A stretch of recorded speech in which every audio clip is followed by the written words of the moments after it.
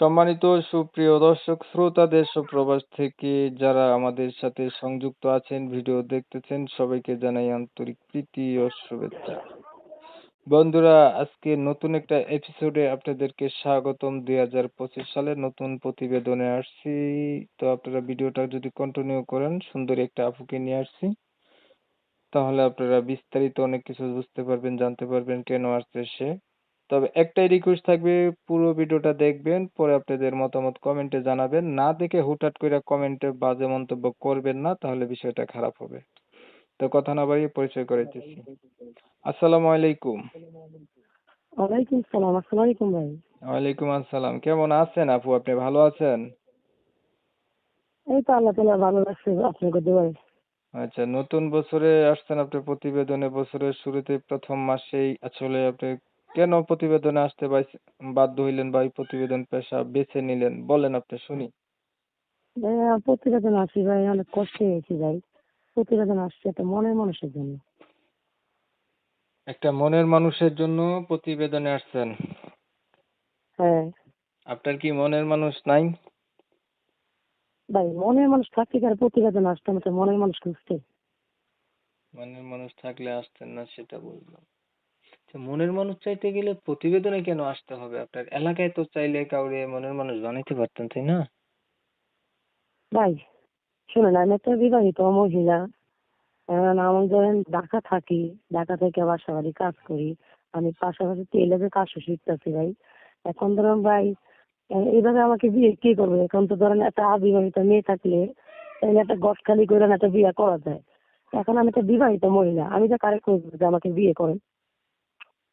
আপনি বিবাহিত, আপনি চাইলেও মানে বিয়ে করতে পারবেন না কাউকে, এটা ঠিক আছে। তো আপনার স্বামী কোথায় গেছে?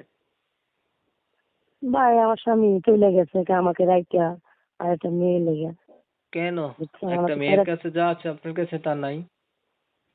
ভাই আমার দ্বারা আছে, সেটা তো উনি জানে, তাই না? তারপরে ধরেন আরেকজন ধরেন বিয়ে করে নিয়ে চলে গেছে। এখন তো আমার জীবনটা এইভাবে চলবে না, বোঝেন নাই? আমারও তো একটা মানুষের প্রয়োজন থাকতে পারে। আপনার আমি বাচ্চা এইভাবে কয়টা? কতদিন থাকবো? আমার বাচ্চা একটা। ছেলে না মেয়ে? আমার ছেলে বাবু। বয়স কত? 5 বছর চলে। আপনার বয়স কত? আমার বয়স চলে 19 বছর চলতেছে।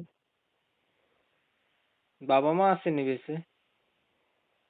আছে, আমার মা আছে, ভাই আছে, বোন আছে, আমি আছি। কার বাবা নাই। কাছে থাকেন? বাবা মায়ের কাছে থাকেন না পৃথক থাকেন বাচ্চা নিয়ে? আমি আমার বাপ মা দ্বারাই থাকি। লেখাপড়া কতটুকু করছেন আপনি? ভাই আমি একটা মূর্খ মানুষ, লেখাপড়া নাই, তুমি নিজের নামটা পারি, আর কিছুই পারি না। হাই হাই, কোরআন শরীফ পড়তে পারেন না? তাই যেটা পারি না সেটা আল্লাহর কালাম লয়ে মিথ্যা কথা বলে লাভ নেই। সেটা পারি না তো পারি না ভাই। এক সময় ভাই খাইতে পারি না ঠিক মতো, লেখাপড়া করবো কিভাবে বলবেন? ওহো, চেহারা তো ভালো আপনার, খাইতে না পারলে এত সুন্দর নাদুস নাদুস চেহারা কেমনে বানাইলেন? আল্লাহ তালা দিছে দেখে, তাও তো ধরেন আমাকে আল্লাহ তো তাআলা আমার তো আর স্বামীকে চেহারা ছাড়া। ধইরাই তো এমন বানাই রাখে নাই। ছিলেন তো ছোট, খাইতে খাইতে তো বড় হইছেন। এটাই তো। না খাইলে, এখন খানা আমি দানা ঠিক মতো চাইতেছি না ভাই, খাইলে চেহারা এত সুন্দর আমি হয়? চাইতেছি আমি ভাই চাইতেছি একটা মনের মতন একটা মানুষ, যে আমার বাচ্চারা আমার দায়িত্ব নিবে, পাশে থাকে, আপদে বিপদে সবসময়। আমি আমার একটা মনের মানুষ চাই। সে যদি বিবাহিত হয় তাতে কোনো সমস্যা নাই, সে যদি বয়সের বেশি হয় তাতে কোনো আমার সমস্যা নাই, সে যদি আমাকে 3 বেলা ভাত খাবার দিতে পারে, এমন একটা মনের মানুষ আমি চাইতেছি আমার জীবনে। আগে কয়বার করছিলেন প্রতিবেদন? ভাই আমি প্রতিবেদন করি নাই, আমি আপনার ইউটিউবে আপনার নাম্বারটা দেখে আমি আপনাকে ফোন দিচ্ছি, ঠিক আছে? আপনাকে বললাম। আচ্ছা, ওই যে কি যেন বলে আপনাকে, নামাজ পড়েননি, নামাজ পড়তে পারেননি? ভাই নামাজ কালাম তো অবশ্যই, নামাজ কালামে সোরা মোরা পারি, অবশ্যই পড়তে পারি। ওদের এই নামাজ লইয়া মিথ্যা কথা বললে নামাজ পড়ি না। আমি না, নামাজ পড়ি না ভাই, সকালে কাজে যাই। নামাজ পড়তে নামাজ হবে পড়ি, ভাই। নামাজের কোনো অজুহাত নাই, নামাজ পড়তে হবে, এটা বুঝছেন? ঠিক, এটা ঠিক আছে ভাই। এখন একটা কথা বলি, ধরেন মেনে নিলাম আপনি যা বললেন, ঠিক হ্যাঁ আছে। এখন ঘটনাগুলো কতটুক সত্য, এর সত্যতা কতটুকু, এটা বলেন। ভাই, সত্য যেটা সেটা তো আমি আপনাকে বলছি, সত্যটা আমার পুরোটাই সত্য, ঠিক আছে। আমার মা হইলো বৃদ্ধ, আমি আমার মার দ্বারে আছি, আমার মারে নিয়ে থাকি আমি। আমার বাবা ঘর নাই, কেউ ঘর নাই, এখন আমার মারে নিয়ে সবকিছু। আমার স্বামী নেই, স্বামী চলে গেছে, অন্যের খোঁজ খবর নয় না কিছু না। ধরেন আমি অনেক কষ্ট করে প্রতিবেদন আসা, আমি আপনার নাম্বারটা লিখে পাইছি, তাই আমি আপনাকে ফোন দিছি। ফোন দিয়ে আপনাকে কিছু কাহিনী আমি বললাম। আচ্ছা, তাহলে একটা কথা বলি কি শুনেন।